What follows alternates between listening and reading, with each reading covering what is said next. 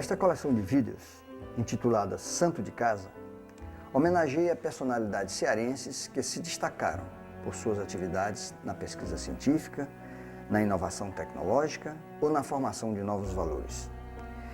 Este projeto é uma iniciativa da Seara da Ciência, órgão de divulgação científica e tecnológica da Universidade Federal do Ceará, com patrocínio do CNPq e em parceria com a FUNCAP.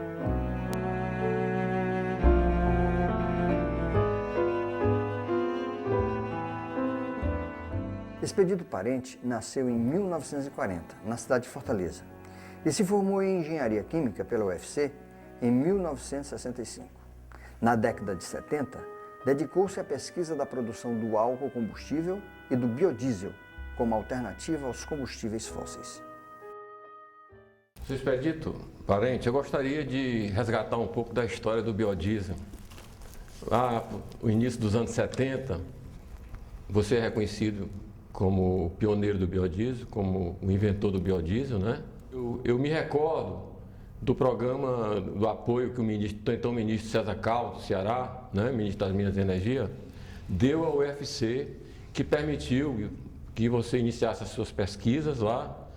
E o biodiesel naquela época, eu gostaria que você falasse um pouco também sobre a patente, né? Que você patenteou o produto, se a patente foi do produto ou do processo, ou foi de ambos. Então, eu gostaria que você fizesse esse resgate para a gente conhecer toda essa história e a luta que você teve na universidade, naquele tempo que não existia o apoio intenso hoje de CNPq, de FINEP e tal. Era isso que eu queria saber. Bom, naquela época existia aqui no Ceará um núcleo de fontes não convencionais de energia, isso dentro da universidade. E que eu creio que esse núcleo desempenhou um papel muito importante dentro da ciência e tecnologia aqui do Estado, especialmente nessa área de energia, tá certo? Foi esse núcleo que conseguiu, vamos dizer assim, implantar essa mentalidade, tá certo? De pesquisa e desenvolvimento nessas modalidades todas de energia. E foi exemplo, inclusive, para o Brasil todo, né? Então, essa foi a grande missão do núcleo, desse núcleo lá na universidade. Lamentavelmente, esse núcleo já não existe. E eu fui membro nesse núcleo durante um certo tempo, né? Nessa época, eu trabalhava com pesquisa e desenvolvimento na área de etanol, de álcool, quando iniciou-se o Programa Nacional do Álcool Proálcool. Eu percebi que a mensagem, quer dizer, que foi divulgada da necessidade de implantar o programa do álcool era uma necessidade de economizar as importações de petróleo, que naquela época era a maior conta no Brasil, né? Mas eu vi que isso não era verdade, tá certo? Porque o álcool só ia substituir um constituinte, que era a gasolina. E a fração do petróleo, que era limitante da importação de petróleo, era o óleo diesel. O Brasil está montado em 4 rodas, é um país enorme. O que o Brasil gasta de diesel nos transportes é uma loucura, tá certo? Então, não era verdade essa mensagem, essa proposta do governo, né? De que o Proálcool iria economizar petróleo. Isso nunca aconteceu. Economizava gasolina, mas aí nós tínhamos que exportar a gasolina que sobrava. Então eu vi que era uma enganação, você entende? Tá certo? Era uma verdadeira enganação, né? O que nós precisávamos era de diesel. Eu fiquei descontente com isso, eu mesmo me senti enganado, tá certo? E aí eu passei a pensar, tá certo? Num sucedâneo para o óleo diesel. Pois bem, e aí então a gente teve a inspiração, quer dizer, existia uma rota que existia antigamente, que o núcleo andou priorizando e fazendo, uma rota do craqueamento, que foi usado na China, na época da guerra, né?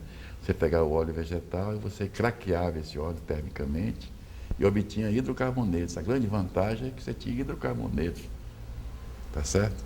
Mas os rendimentos eram muito pequenos, né? O balanço energético também era comprometedor, etc. E essa rota eu não embarquei. Eu disse, não é por aí. E um dia, realmente, eu tive uma inspiração, né? Até conto a história da engazeira. Tem uma série de questões que se colocam, né? Aí Tem até umas coisas interessantes aí, que eu estava tomando umas caninhas lá no meu sítio, né? Debaixo de um pé de ingá, e vi uma vagem de ingá e achei que aquilo ali era uma molécula de biodiesel. Tem toda essa história, esse folclore, isso tudo é verdade, isso aconteceu mesmo, tá certo? Não vou negar, não, tá certo? Mas o fato é que eu pensei em linearizar a molécula do óleo vegetal. O óleo vegetal, ele tem, é um triglicerídeo, né? Uma molécula compacta, e eu percebia claramente que quanto mais compacta a molécula, menor é a cetanagem, né? Aí eu resolvi a linearizar essa molécula, ou seja, usar uma reação que já era conhecida, né? É um processo unitário, a transesterificação é um processo unitário, conhecido já há mais de 100 anos, né?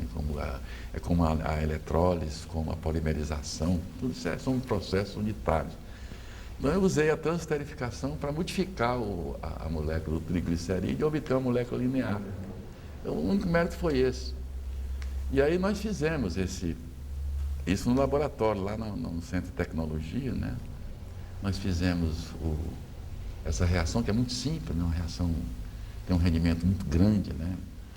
E aí eu fiz uma pequena porção, e tinha um cidadão lá no Ceará, lá na universidade, é o seu Bernardo Gondim, que era um homem de quase 90 anos, um grande expert em motores, era um mecânico, que vivia gravitando lá na universidade, ele sempre vivia por lá, era aposentado, velhinho, né? Era meu amigo, né? E eu sabia que ele era um emérito, né? Técnico em motores, né? Eu disse, seu Bernardo, me arranjar um motorzinho aí para a gente experimentar essa substância aqui como óleo diesel, né? E o seu Bernardo, então, ele disse, rapaz, tem um motor velho aqui que eu acho que nem com óleo diesel ele funciona. Eu digo, mas esse aqui é o bom, para a gente ver como é que funciona. Experimentando. Ele andou limpando o motor, um motorzinho monocilíndrico, né? E aí ele colocou esse litrozinho, né? 1 litro só, né? E o motor funcionou perfeito. Ele disse, rapaz, professor, nem o diesel fazia funcionar esse motor, e o teu combustível fez funcionar. De fato, a combustibilidade do biodiesel é bem melhor do que do próprio óleo diesel, né? E isso me animou muito, me fez acreditar. Isso foi muito importante, porque se o seu Bernardo dissesse, não, isso não funciona, ali ia para a gaveta, não tinha nem dúvida. Como o testemunho dele, um homem extremamente, um homem que tinha 80, 90 anos de idade, e que toda a sua vida trabalhou com motores, aquilo para mim foi muito mais importante do que qualquer outra coisa. Aí eu passei a investir nisso aí. Fiz maiores quantidades, aí passamos, aí tivemos um apoio muito bom aqui da Coelce. A Coelce tinha um departamento de transporte aqui que foi marcante, né? Muito organizado esse departamento. E separou lá uma picape, um Jeep, né, Toyota, desses que se fazia uma manutenção de linha, roda muito, né? E passamos a rodar com esse biodiesel e foi um sucesso realmente. Bom, aí teve uma coisa interessante. Realmente o César Carlos, ele era muito apaixonado pelo álcool, né? O programa do álcool, ele patrocinou o Ministério aqui. Ele foi um homem brilhante na motivação nacional para a pesquisa de combustíveis alternativos. Eu acho que o maior papel do Dr. César Carlos, né, do ministro, né, foi exatamente esse fomento que ele fez em todo o país para isso, né? Mas eu precisava de um laboratório especializado no teste de motores, né? Então eu precisava do CTA. E eu procurei então o ministro Décio Jardim de Matos, porque ele tinha esse laboratório nas suas mãos, né? O Ministério de Minas e Energia tinha a Eletrobras, que tinha um laboratório da Eletrobras. Eu acho que o SEMPS não estava nessa época nesse setor ainda, né? E o fato é que eu procurei o CTA, né? E o ministro chegou para mim, o ministro Délio, eu fui falar com ele lá em Brasília, e ele disse, olha, você vai procurar o Ministério de Minas e Energia, o ministro é amigo seu, nós sabemos que é amigo de vocês. Eu digo, mas ele não tem o CTA, eu preciso do CTA, eu não estou precisando de ministério, não. E aí o ministro Délio disse, olha, nós não temos interesse, porque aqui no Ministério da Aeronáutica nós precisamos de querosene de aviação, e não de diesel. O nosso combustível é querosene. E aí eu digo, pois nós vamos fazer o querosene também. eu não sabia nem como começar, tá certo? Ele disse, bom, nesse caso nós pudemos apoiar. E foi assim que apoiou. Eu assinei então um convênio com o Ministério de Aeronáutica, né? Em que nós iríamos trabalhar com o biodiesel, na época era prodiesel, né? E com o bioquerosene, que na época era prozene. E o prozene começou a andar, né? Aí nós tivemos uma inspiração, uma segunda inspiração, de saber que tem alguns óleos vegetais que tem alguns componentes de baixo peso molecular. E a gente poderia ter o bioquerosene como um subproduto do biodiesel. E aí, bastava fazer em laboratório, fizemos, né? Com óleo de babaçu, podia ser qualquer um óleo laurídeo, podia ser óleo da amêndoa do dendê, podia ser óleo de coco, podia ser óleo de mais de 200 espécies de palmeiras que existe aí. Bastava que fosse rico esse óleo em componentes leves, que o querosene é uma fração mais leve do que o diesel. E deu certo. E nós voamos pela primeira vez no mundo, né? Tá certo? Em 1984, no dia do aviador, que é o dia 23 de outubro, né? Dia do Santos Dumont, foi feito o primeiro voo no mundo com uma aeronave totalmente abastecida com o prozênio, ou seja, o querosene vegetal. Foi um voo de São José dos Campos para São Paulo. E esse voo, realmente, a própria tripulação fez questão de não levar uma gota só do querosene de petróleo. Foi totalmente abastecido. E ainda mais, soube depois, que a tripulação resolveu não ir de paraquedas. Total. Olha que lá em cima não tem acostamento. Bom, e esse voo, então, quando o avião chegou em Brasília, que ficou sobrevoando, naquela época o presidente da República era o Figueiredo. O Figueiredo estava atrasado na solenidade. O comandante teve o cuidado de comunicar para a torre que ia ficar sobrevoando. E se o avião caísse, não era por conta do prozene, e sim por falta dele. Foi uma coisa histórica, mundialmente histórica. Tá? Então, nós patenteamos, nós somos os detentores da primeira patente mundial, não só do biodiesel, como do bioquerosene. Tá certo? Foi a primeira patente. Nós fomos o autor da primeira proposta no mundo, né, de um combustível alternativo, viável, para o petrodiesel, né, e o petroquerosene, vamos dizer assim. Mas aquilo ali fazia parte de um contrato, que isso era um segredo militar, esse assunto não podia ser divulgado. Isso ficou guardado durante muitos e muitos anos. Posteriormente, né, eu fui convidado, né, fui até indicado, foi curioso, né, eu fui indicado pela Universidade de Moscou, né, e pela Academia Chinesa de Ciência, né, para participar de um concurso na China, onde iriam ser apresentadas 40 tecnologias consideradas de alto nível, né, e apresentei então um trabalho, né, que era reflexões, né, em biodiesel e bioquerosene. Foi quando eu anunciei o bioquerosene nesse trabalho. E esse trabalho foi o primeiro lugar, né? Então eu recebi um troféu das Nações Unidas, né? Certo? Que é considerado hoje o maior prêmio, né, de tecnologia no mundo, né? Tecnologia, não é ciência, é tecnologia. E isso fez com que as companhias aéreas soubesse que existia isso, né?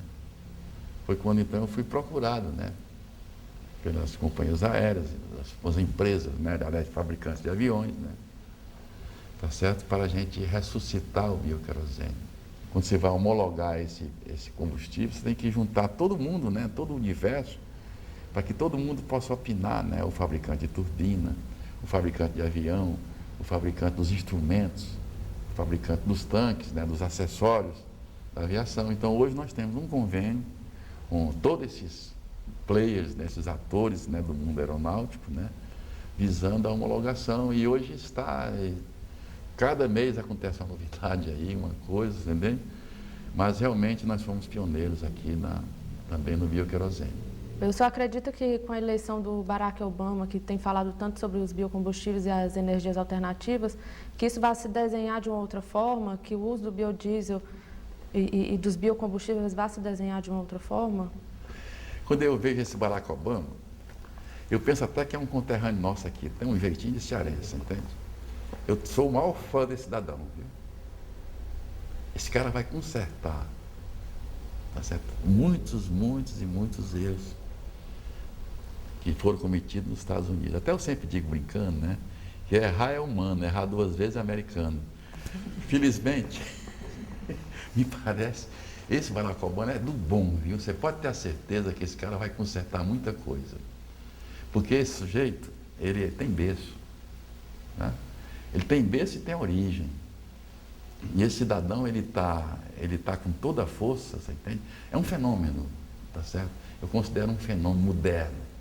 Ele vai ter suficientemente poder, né, e inteligência, pelo que está já se percebendo, para incidir nesses problemas básicos que a humanidade está enfrentando, que é a questão do meio ambiente, né, a questão da energia e a questão da economia mundial. Acho que ele vai ser uma peça que parece que foi mandada assim, casou bem direitinho para resolver isso, tá certo? E com certeza ele vai ter um apoio internacional para essa missão dele. Professor Expedito Parente, diante do cenário mundial, como se encontra o programa de biodiesel, de biocombustíveis no Brasil?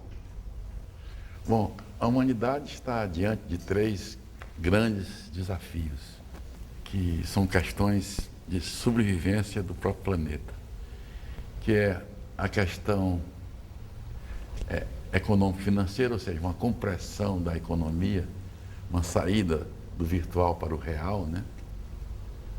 Que é essa chamada grande crise, né? Mas existe uma crise maior, que é a crise ambiental do aquecimento global do planeta, tá certo? E a poluição que está se adentrando cada vez mais, tá certo? Em todos os cantos do mundo. E o terceiro desafio é a questão do suprimento energético face ao crescimento da demanda de energia no mundo. E essas questões estão intrinsecamente ligadas, tá certo? Elas estão totalmente associadas. Vamos a 1929, quando aconteceu essa crise lá também de necessidade de uma compressão econômica na área dos papéis, das ações, etc. Naquela época, tá certo? Estava havendo uma transição do uso da eletricidade, tá certo? Substituindo o vapor. E estava também havendo uma substituição do petróleo, quer dizer, do carvão pelo petróleo. Uma coincidência muito grande, tá certo? De ter havido aquela crise e essa agora com coisas bem parecidas. Então nós estamos diante de 3 desafios. E o mundo precisa de alternativas para os combustíveis fósseis, ou seja, combustíveis e energias renováveis, né? Então, e a solução não é uma solução simples, é uma solução múltipla, tá certo? Nós precisamos de energia eólica, tá certo? Nós precisamos de energia solar, nós precisamos de energia da biomassa, né?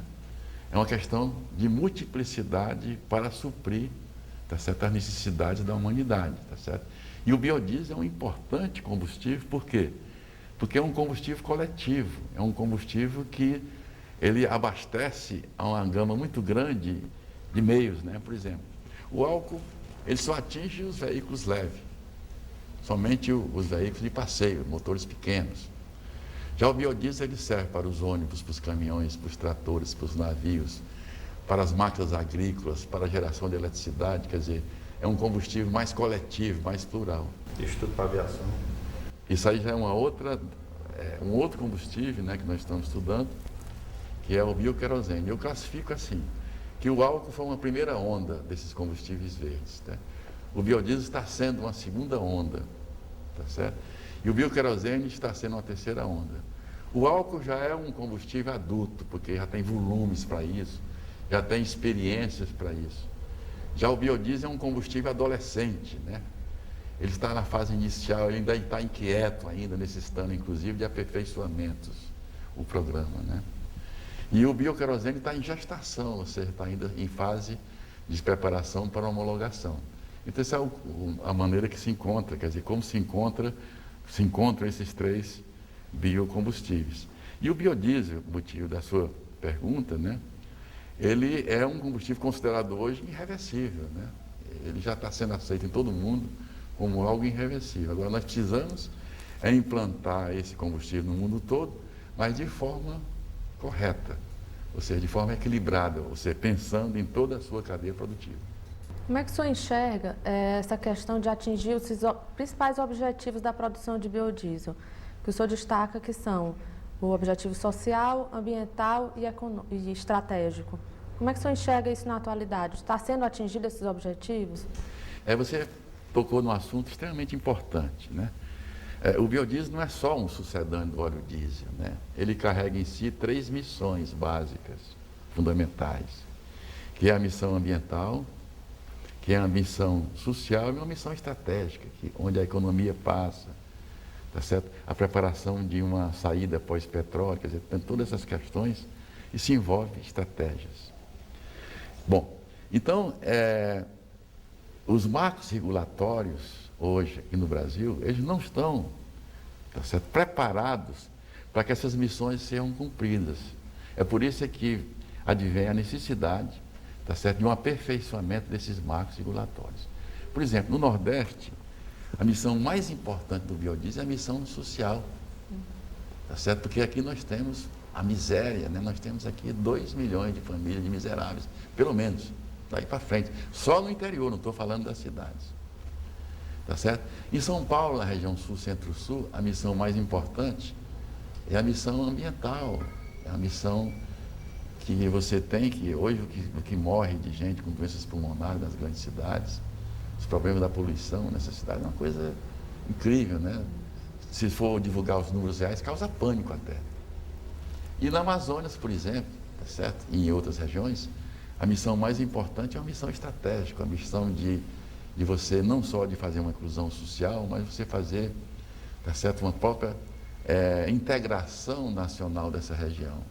Você tem uma ideia, a Amazônia são mais de 60% do território nacional, e o biodiesel não existiu, o programa de biodiesel brasileiro não entrou na Amazônia ainda, na Amazônia.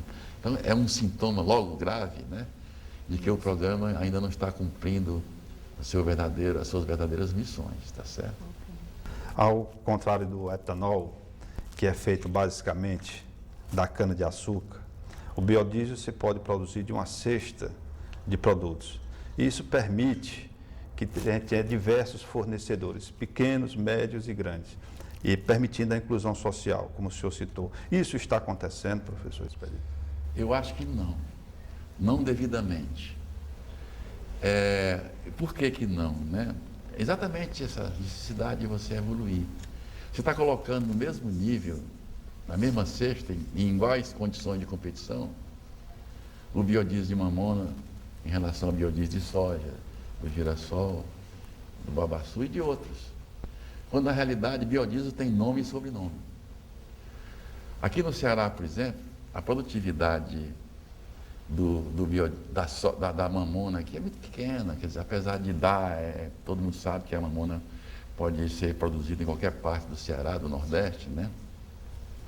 No entanto, a produtividade ainda é muito pequena, vai crescer com a tecnologia, com a pesquisa agronômica, isso vai crescer. No entanto, é pequena, situa-se em torno de 500, 600 quilos de mamona por hectare, né, por ano. Já, por exemplo, você vai lá na região centro-oeste, lá em Paraúna, uma cidade que eu observei lá em Goiás, essa produtividade é superior a 2 toneladas por hectare por ano. Então, você produzir biodiesel de mamona lá em Goiás é diferente de produzir biodiesel de mamona no Ceará. Produzir biodiesel de soja é diferente de produzir biodiesel de mamona em qualquer lugar.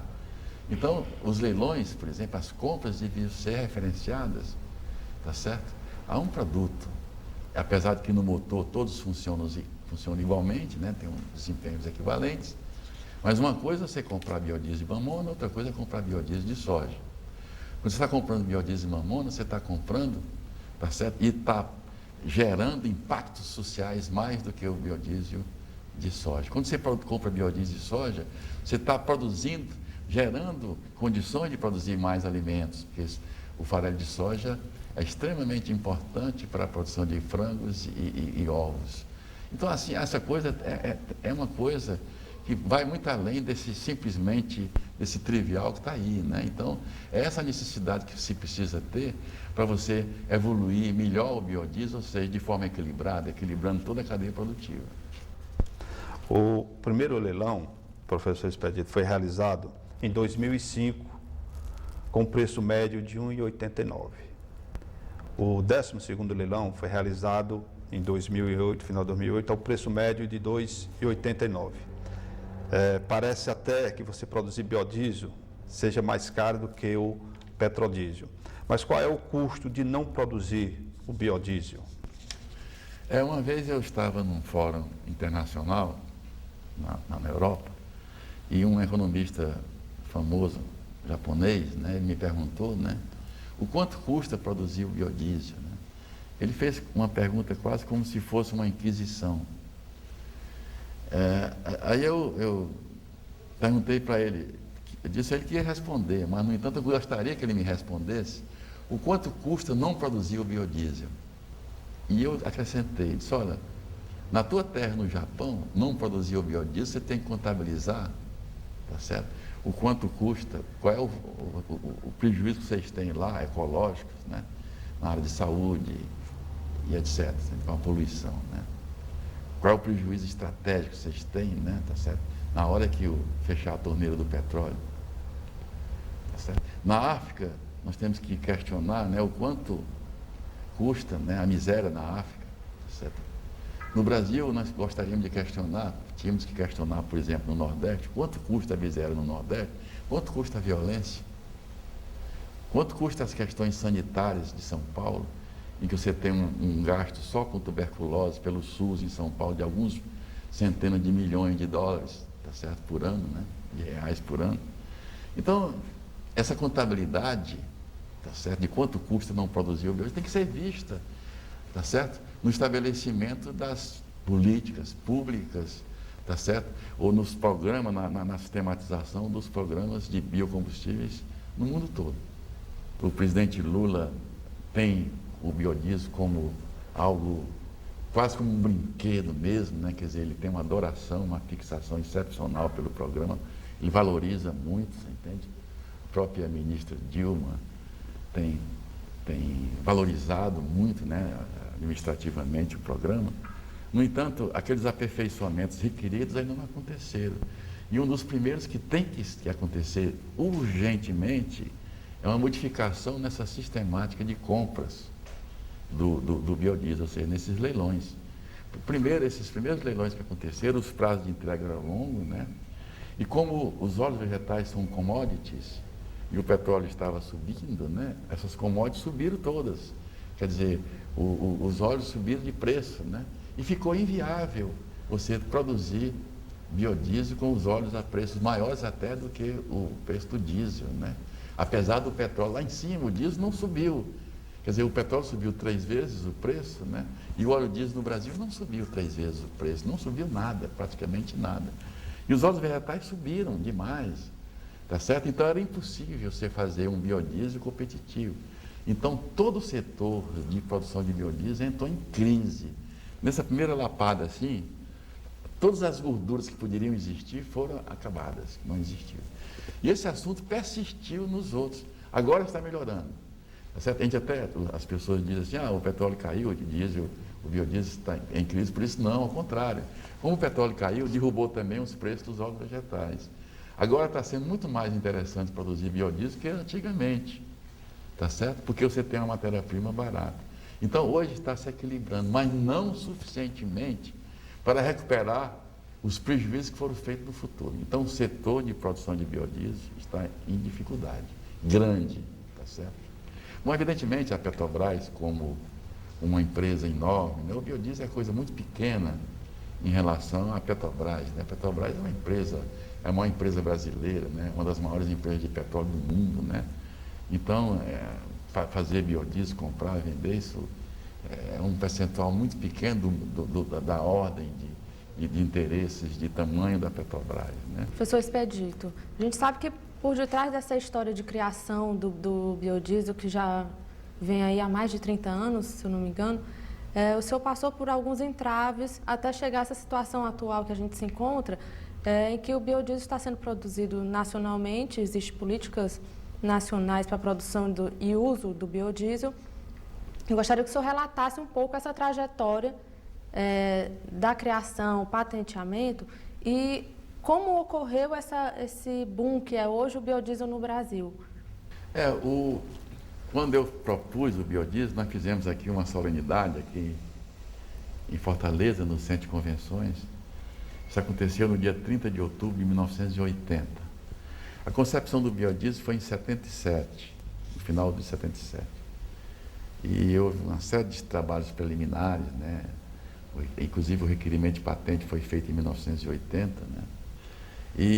E nós resolvemos anunciar o biodiesel aqui em Fortaleza, no Centro de Convenções.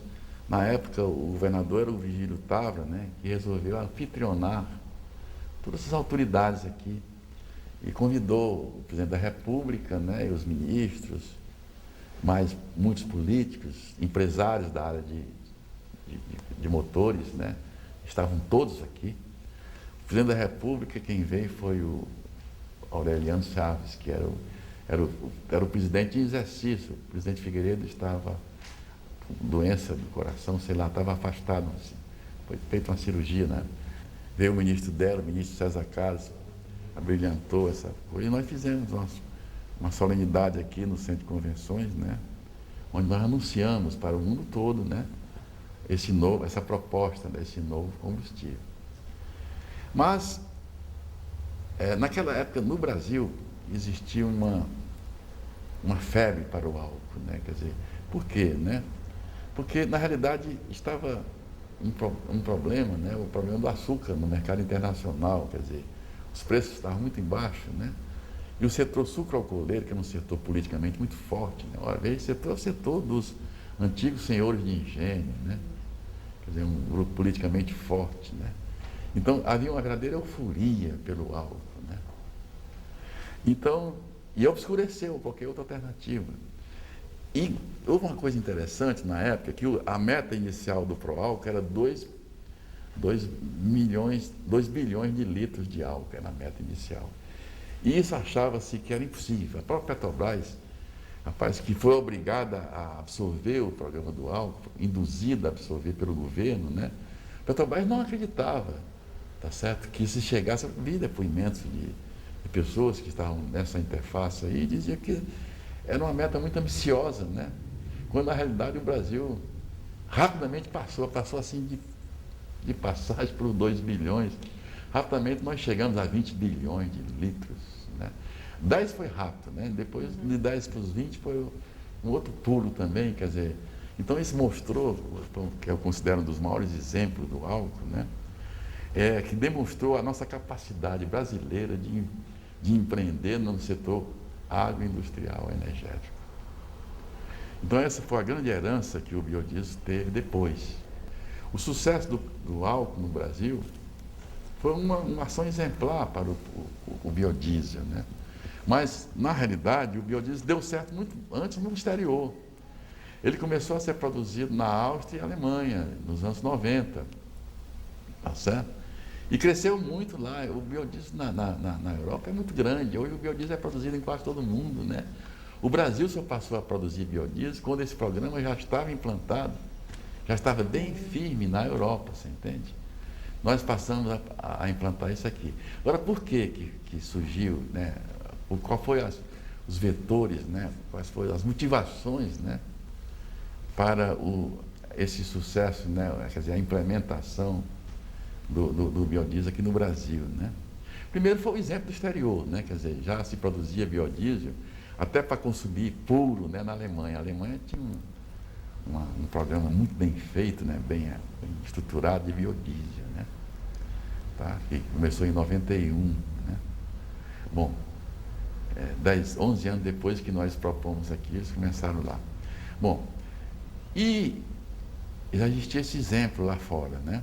Quer dizer, dando o aval de países tecnologicamente desenvolvidos, né, que o combustível funcionava. Já tinha sido homologado. Tá certo?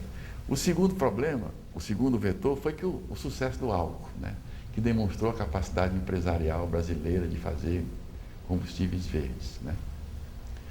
E o terceiro fator foi a vontade política de um presidente que resolveu privilegiar o social. O presidente Lula, então, sabendo disso, um homem de uma sensibilidade extraordinária, né? Eu considero ele superdotado no que se refere à percepção, né? Ele percebeu, né? E usou esse programa do biodiesel como um arco, né, do seu governo, tá certo? Quer dizer, isso significa vontade política, tá certo, de fazer o programa. O Lula, o presidente Lula, ele reuniu 13 ministérios, juntou, e disse: eu quero que vocês planejem o Programa Nacional do Biodiesel. Então, cada um desses ministérios passou a contribuir na formulação desse programa com aquilo que lhe devia, com aquele seu motivo, né? O Ministério de Minas e Energia, a sua parte, o Ministério da Agricultura, a outra, tá certo? E Minas e Energia, a outra. Então, isso foi formulado um programa a muitas mãos. E nós fizemos um esforço de demonstração que foi muito importante, que foi exatamente encabeçado pelo professor Ariosto, que é deputado federal, né? Ele organizou em Brasília um evento que, para mim, foi um evento extremamente marcante, né? Que foi decisivo na demonstração do biodiesel, né? Que foi exatamente uma apresentação lá dentro do Congresso Nacional, tá certo? De uma planta de biodiesel funcionando e produzindo combustível, né, inclusive de mamona, e abastecendo lá um motor, gerando eletricidade. Tá certo? E todas as autoridades, não só os parlamentares, deputados e senadores, mas também os ministros, os segundos escalões aí, estavam lá presentes, lá, vendo em loco, né, entrando lá o óleo de mamona, tá certo? E saindo lá o biodiesel de mamona e um gerador, tá certo? Gerando eletricidade. Então ali nós inventamos uma palavra nova, chamada de bioeletricidade.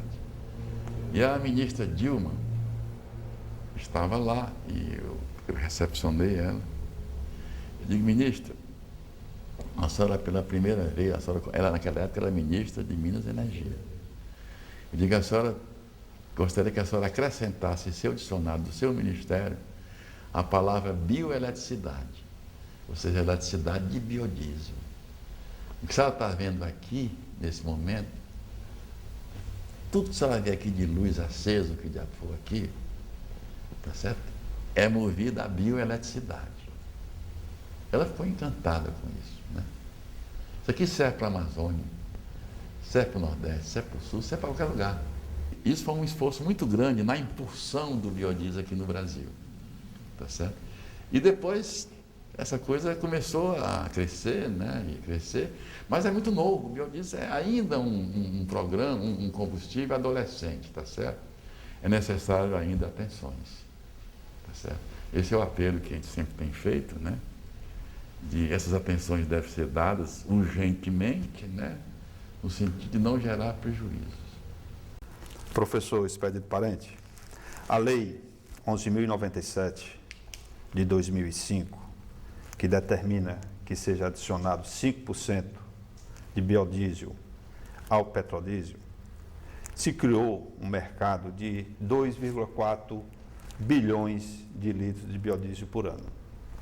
Hoje, a capacidade, segundo os últimos dados, a capacidade instalada de produção de biodiesel no Brasil chega a 2,9 bilhões de litros por ano.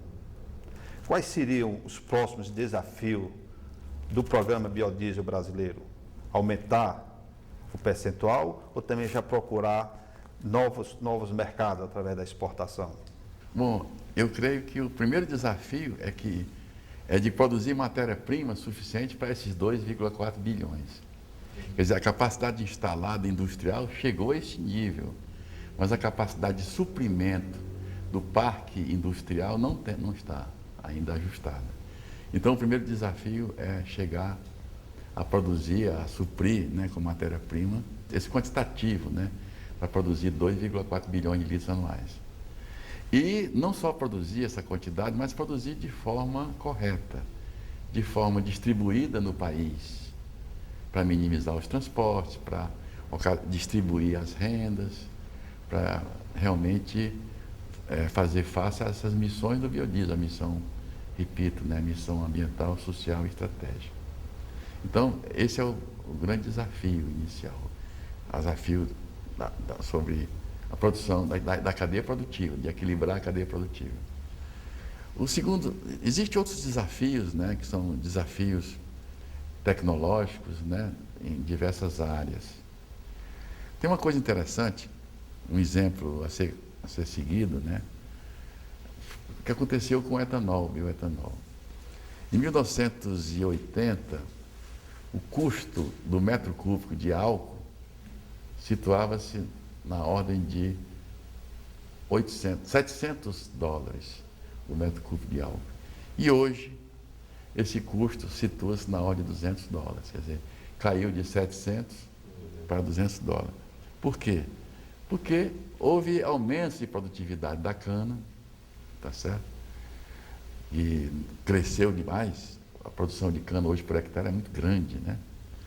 Houve aumentos no setor quer dizer, no índice de sacarose, ou seja, no teor de sacarose, de açúcar dentro do caldo da cana.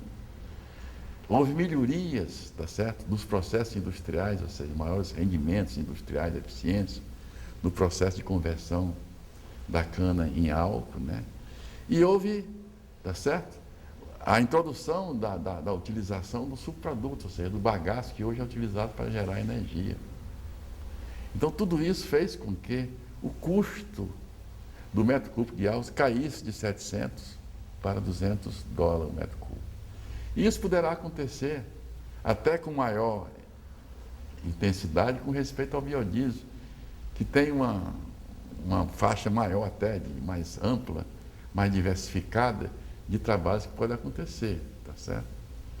Então, isso induz, né, a gente entender e ver que se você pesquisa, se você investe no setor agrícola, né, de melhoria de produtividade, mexendo mesmo a nível de DNA da planta, tá certo? O que aconteceu com o dendê?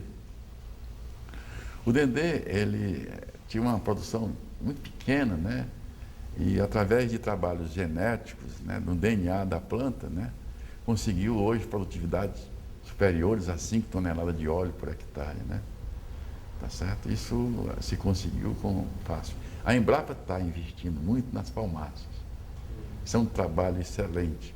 O babaçu, por exemplo, eu fiz um trabalho recente e 2,2, cheguei à conclusão matemática, isso é matemática, é aritmético, que 2,2 quilos de coco babaçu vale 1 litro de petróleo. Se, com essas produções nativas de coco, que são muito pequenas, 2 toneladas por hectare, você já produz 900 litros de petróleo por ano com babaçu. Teoricamente, você pode chegar a incrementar, através de mexer no DNA da planta, para que ela possa produzir frutos maiores, para que ela possa produzir mais frutos por ano, você entende? As florações sejam feitas mais com flores femininas, que realmente reproduz frutos, né, o coco, certo? Você pode chegar, teoricamente, até 40 toneladas, tá certo? A exemplo, vis-a-vis o que aconteceu com o dendê. Você pode chegar a coisas na ordem de 40 toneladas por hectare ano. O que significa isso? Significa que nós temos condições de ter verdadeiros poços de petróleo com babaçu, produzindo 18 mil litros de petróleo por hectare. Então, esse é o poder da ciência, do desenvolvimento na área agrícola, em termos de biotecnologia.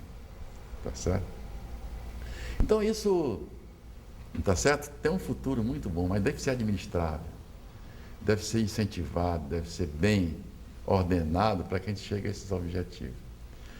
Nesse encontro que houve em São Paulo, um encontro internacional, tiveram presentes 92 países, a comunidade africana sugeriu ser criado no Brasil um centro internacional de pesquisa e desenvolvimento em biocombustíveis. Eu achei essa ideia brilhante, que tivesse apoio internacional, que fosse compartilhado os resultados com os países africanos, os países de todo mundo, né? Eu achei essa ideia fantástica e também foi um reconhecimento de que nós somos anti-primeiro mundo nessa área. O Brasil é anti-primeiro mundo em biocombustíveis, estamos muito na frente deles. Então, isso foi uma ideia interessante. E eu, naquela época, eu fui dar ênfase a isso, né? Eu tinha direito à palavra, né? E eu fiz uma coisa interessante, né? Porque essas energias todinhas, elas, no final, elas geram produtos energéticos, geram eletricidade, etc. Digo, olha, se a gente realmente organizar-se em termos de desenvolvimento, nós vamos ser surpreendidos com coisas que hoje poderiam ser consideradas absurdas. Como, por exemplo, nós podemos, em algum momento, exportar energia por debaixo do mar. Energia elétrica, silenciosamente, não, sem sujar. Nós já importamos informação por debaixo do mar. A Western, da Inglaterra, mandava pelos cabos submarinos e, por coincidência, isso chegava aqui na Praia de Iracema. Tá? Vinha as informações de lá, tudo via por debaixo do mar, num cabo. Tá certo? Hoje está se fazendo também isso em fibra ótica. Algum dia nós podemos ter supercondutores para mandar isso de volta para lá e integrar tudo isso em rede. Ou seja, da gente enviar energia elétrica, seja do biodiesel, seja da energia solar, seja da eólica, seja essa multiplicidade de energia para lá, por debaixo do mar. Tá certo? Se eu disser um negócio desse hoje, então, isso é louco. Aí louco, ficou doido de uma vez, né? Não é isso. Eu estou dizendo isso como visão de futuro, é mostrar o poder do desenvolvimento tecnológico. Eu fiz uma palestra nos Estados Unidos uma vez e fiz uma brincadeira lá com um celular. Eu disse assim, olha, nós não vamos ser surpreendidos, podemos ser surpreendidos um dia de levar a nossa energia que nós consumimos em alguma coisa desse tipo, num celular energético. E a gente pode explicar que isso é possível. Imagine o que aconteceu com a informática.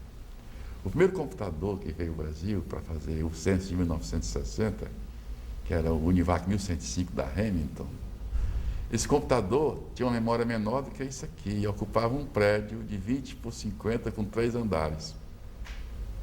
Menor do que isso aqui, mas muito menor do que isso. Então, se a gente conseguir baterias no futuro, compactas, do jeito que hoje, uns chips de tamanho dessa unha, você armazena gigabytes, né? Se a gente conseguir megawatts-horas de energia armazenada tá certo? Em baterias minúsculas, a gente vai poder levar a nossa energia aqui dentro do bolso. Tá?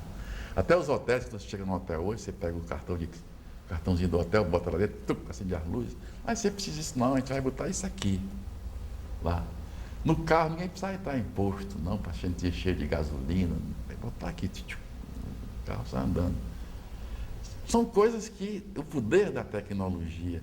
Ora, nós começamos esse século 1900, nós começamos na era do carro de boi, todo mundo andando de carro de boi.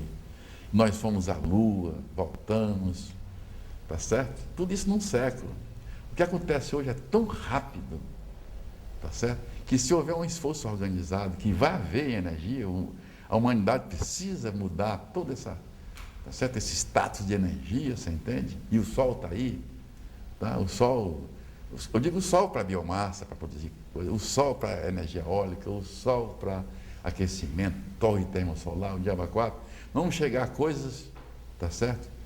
Que vão surpreender a gente. Do jeito que nós fomos surpreendidos com o computador, fomos surpreendidos com o televisor, tá certo? Nós estamos sempre sendo surpreendidos.